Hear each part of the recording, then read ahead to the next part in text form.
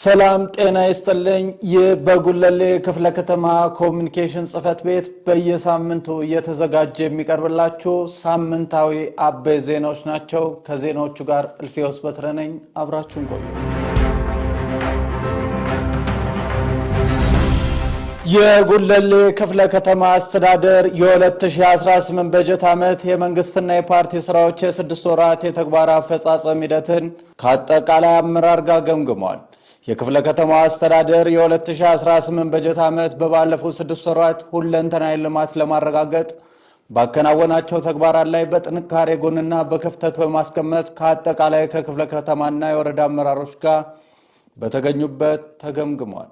በግምገማው ላይ የተገኙት የጉለሌ ክፍለ ከተማ ዋና ስራ አስፈጻሚ አቶ ወልዴ ወገሴ እንደተናገሩት አስተዳደሩ በባለፉት 6 ወራት በርካታ ውጤታማ ስራዎችን መስራት የተቻለ መሆኑን ጠቅሰው ነገር ግን የበጀት ዓመቱን እቅድ ማሳካት ላይ የሚቀሩ በርካታ ስራዎች በመኖራቸው በቀሪ ጊዜያት የነበሩ ችግሮችን በማረም በየዘርፉ የላቀ ውጤት ለማስመዝገብ በርብርብ መስራት እንደሚገባ ገልጸዋል።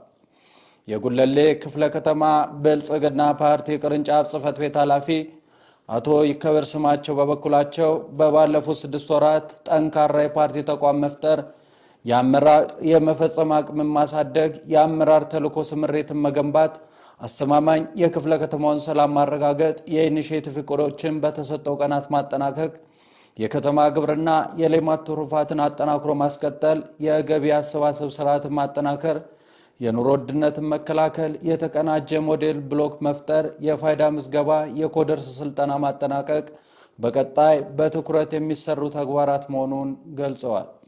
የጉለሌ ክፍለ ከተማ ምክትል ዋና ስራ አስፈጻሚና የስራና ክህሎት ጽፈት ቤት ኃላፊ አቶ ሰለሞን ታደሰ በበኩላቸው በክፍለ ከተማው እየተከናወኑ የሚገኙ ተግባራትን በኩል ለማስኬድ አመራሩ በትኩረት ሊሰራ ይገባል ያሉ ሲሆን የወጣቶችን የሥራ ዕድል ፈጠራ ችግር ለመፍታትና ተጠቃሚነታቸውን ለማሳደግ ሁሉም ባለድርሻ አካላት የሥራ ዕድል አማራጮቹን ለይቶ በመጠቀም በጋራና በቅንጅት ልዩ ትኩረት ተሰጥቶ ውጤታማ ሥራ ሊሰራ እንደሚገባ የጋራ መግባባት ፈጥረዋል።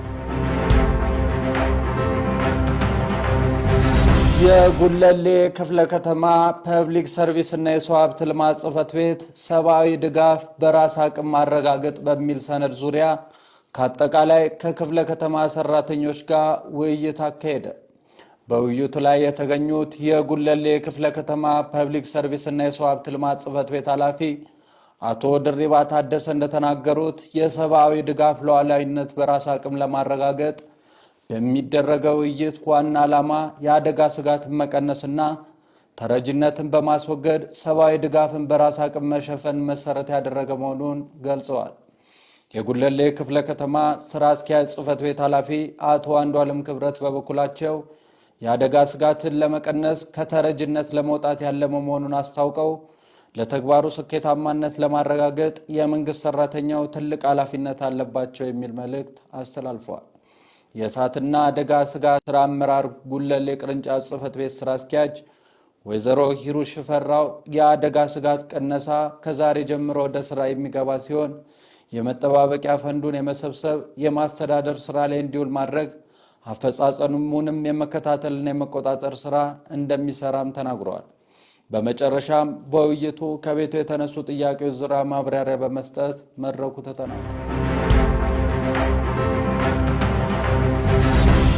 የተቀናጀ የአንድ ማዕከል አገልግሎት አሰጣጥ የተገልጋዩን እንግልት የሚቀንስ መሆኑ ተገለጸ። የጉለሌ ክፍለ ከተማ ፐብሊክ ሰርቪስ እና የሰው ሀብት ልማት ጽሕፈት ቤት ከኮሙኒኬሽን ጽሕፈት ቤት ጋር በጋራ በመሆን የአንድ ማዕከል አገልግሎት የሁሉንም ተቋማት አገልግሎት አሰጣጥ ምልከታ ተደርጓል።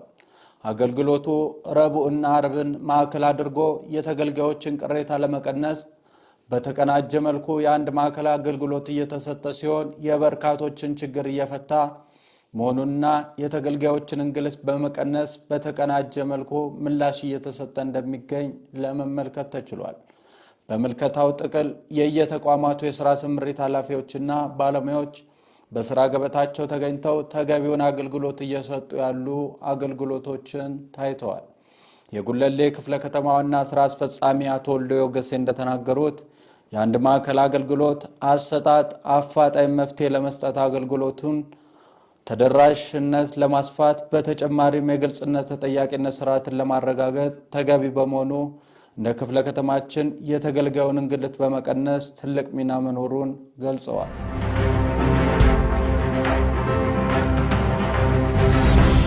በህብረተሰቡ ተሳትፎ የሚከናወኑ የልማትና የመልካም መስተዳደር ስራዎች እንዲሁም ሰው ተኮር ተግባራትን በቅንጅት መስራት እንደሚገባ ተገለጸ።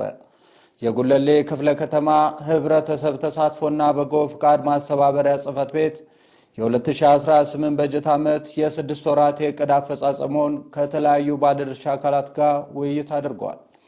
በውይይቱ ላይ የጉለሌ ክፍለ ከተማ ህብረተሰብ ተሳትፎና በጎ ፍቃድ ማስተባበሪያ ጽሕፈት ቤት ኃላፊ አቶ ሚልኪያስ ቦንኬ እንደተናገሩት በበጀት ዓመቱ በባለፉት 6 ወራት ከባለድርሻዎች ጋር በተደረገው ቅንጅታዊ ስራዎች በህብረተሰቡ ተሳትፎ የሚከናወኑ የልማት ስራዎችና የተለያዩ ሰው ተኮር የሆኑ ተግባራት ማከናወን መቻሉን ገልጸው የውይይቱ ተሳታፊዎች በበኩላቸው በ6 ወራት ዕቅድ አፈጻጸሙ በርካታ ተግባራት መከናወናቸውን ገልጸው በቀጣይ የሚታዩ ክፍተቶችን በማረም ለበለጠ ውጤት እንሰራለን ብለዋል።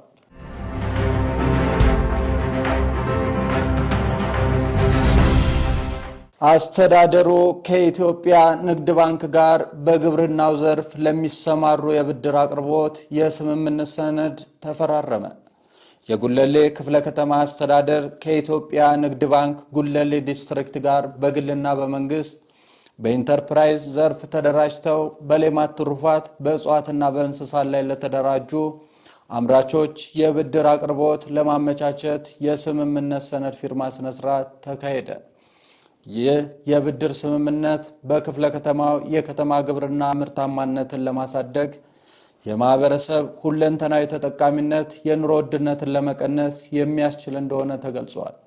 በስምምነት ሰነዱ ላይ የጉለሌ ክፍለ ከተማ ዋና ስራ አስፈጻሚ አቶ ወልዴ ወገሴ እንደተናገሩት በክፍለ ከተማው በከተማ ግብርናና በሌማት ትሩፋት የህብረተሰቡን የኑሮ ውድነትን ለማሻሻል የምግብ ዋስትናን ለማረጋገጥ በትኩረት በመሰራት ላይ ነው ያሉ ሲሆን የግብርናውን ዘርፍ መደገፍ አጠቃላይ የሚደረገውን የኢኮኖሚ የማህበራዊ እድገት እንዲሁም ሀገራችን የጀመረችውን የሌማት ትሩፋት ኢኒሼቲቭ ስኬታማነትን የሚያፋጥንና የዜጎችን የምግብ ዋስትና የሚያረጋግጥ ወሳኝ ተግባር እንደሆነ ተናግረዋል። በኢትዮጵያ ንግድ ባንክ የጉለሌ ዲስትሪክት የሥራ ኃላፊዎች ባደረጉት የብድር ስምምነት ፊርማ ላይ እንደገለጹት ንግድ ባንክ ከሚሰጠው የባንክ አገልግሎት ባለፈ የተንሰራራ የኢኮኖሚ ለውጥ እንዲፈጠር በተለያዩ የሥራ መስኮች ለተሰማሩ አልሚዎች ብድር በማቅረብ ጉልህ ሚና እያበረከተ መሆኑን ተናግረው በተለይም የግብርና ዘርፉን ለማነቃቃት በግብርና ኢንቨስትመንት ለተሰማሩ ከፍተኛ አልሚዎች የብድር አቅርቦት በመስጠት ዘርፉን ሲደግፍ መቆየቱን ገልጸዋል። ሳምንታዊ አበይት ዜናዎቻችን ይህንን ይመስሉ ነበር። ለበለጠ መረጃ የማህበራዊ ሚዲያ ድረገጾቻችንን ይከታተሉን። መልካም ሳምንት። ሳምንታዊ ዜናዎቻችን ይህንን ይመስሉ ነበር። ለበለጠ መረጃ የማህበራዊ ሚዲያ ድረገጾቻችንን ይከታተሉን። መልካም ሳምንት።